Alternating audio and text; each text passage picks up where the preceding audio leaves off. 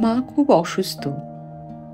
গৈরিক বস্ত্র পরিহিতা এক মহিলা মায়ের চরণ দর্শন করতে এসেছেন। মায়ের কাছে দীক্ষা নেবার জন্য তিনি খুব ব্যাকুল হয়ে আছেন।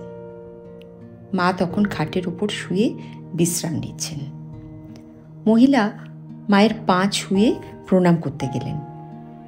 অমনি মা যেন সন্ত্রস্ত হয়ে পড়লেন।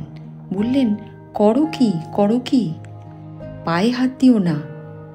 গৈরিক বসনধারিণী সন্ন্যাসিনী তুমি, পায়ে হাত দিয়ে কেন আমাকে অপরাধী করো?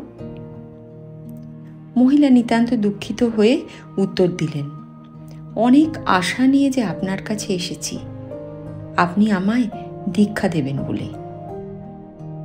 মা বললেন, ব্যস্ত হলে কি কিছু হয় মা? সময় হলে সব নিজেই হবে। দীক্ষা কি তোমার নেওয়া হয়নি? গেরুয়া তোমাকে কে দিয়েছেন?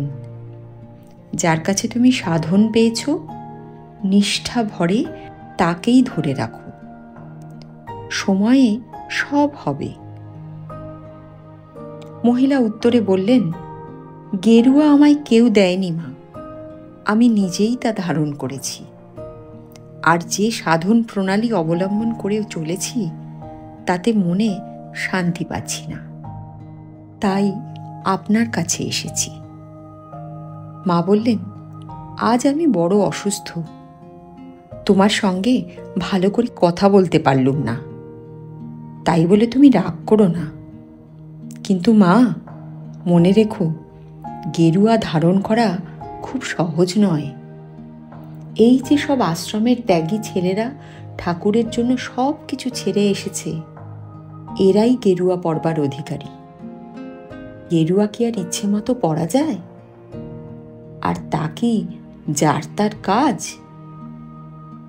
এই কথা বলে মিষ্টি কথায় তিনি মহিলাকে বিদায় দিলেন। পায়ের ধুলোও নিতে দিলেন না।